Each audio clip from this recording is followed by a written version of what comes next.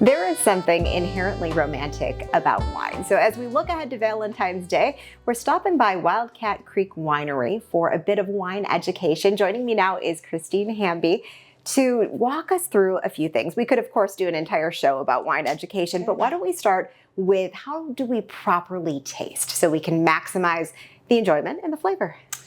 Yeah, so it should be romantic. Wine is romantic, so I'm going to teach you to use your 5 senses to enjoy a glass of wine with someone that you love. The first sense is sound. There's not going to be a lot of sound with this, maybe the pop of the cork, the unwrapping of the capsule, but then it starts to be a little more fun. You'll pour yourself your glass of wine, and if you're at a dark restaurant or somewhere, use something white. It could be your plate, it could be your menu, it could be your napkin.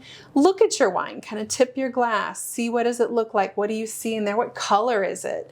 Is it a nice ruby color? Is there any sediment? The next thing you're gonna do, and you don't have to be super dramatic, but you're gonna use your sense of smell, just do some little circles. That was what I wondered, is sometimes you see people really going for it. Yeah, and depending on the bowl of your glass, but a little circle will do the same job. Smell it. What do you smell? Is it flowers? Is it oak? Is there a little vanilla? What pops out to you? Take a sip and savor it. Let it roll around in your mouth a little bit. Enjoy it. Wine is lovely. It has some magic tricks. So as you taste it, it's going to have some front notes and then sort of some back notes. So what did you taste on the front? And then what is residually kind of hanging out in your mouth? With this one, Chamberson, you'll note like tastes of like cherry and raspberry. It's lovely. It's one of my favorites.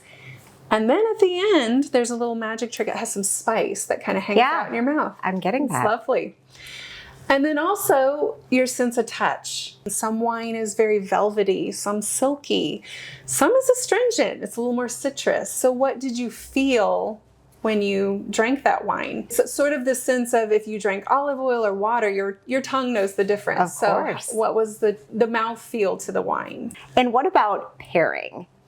How do we know what goes with what? There's a lot of feelings about pairing. First of all, wine is for everything. I feel like there's classy and sassy pairings, but let's say you're going out to dinner and you want to have a really good steak dinner. You're going to pick a more robust red wine. Or you're going to have like those creamy Alfredo noodles or chicken or fish. You're going to pick a white, crisp, citrusy wine. That's a good rule of thumb. Now, if you're doing chocolate, you might want to make sure that or sweets, I'll say that, chocolate or sweets, you want to make sure that your sweetness level of the wine matches the sweetness level of the sweets. That way your wine isn't bitter. Of course, one of the reasons why we're here is you have some fun events coming up for Valentine's Day. Walk us through what people can expect. Yeah, so our Sips and Sweets event, we have 2 nights of Sips and Sweets. One is Galentine's, which will be very girl-powered music. And then Valentine's, same, we're having scones and doilies create treats, and we will have Olga Bereznaya, and she does a very spicy violin that we are really excited to share with everyone. Now that's one that would definitely impress a date. Yes. So much fun. Well, of course, you can come and experience Wildcat Creek Winery at any time for yourself. We have the information and the website right here on your screen. Thank you so much, Christine. Thank you.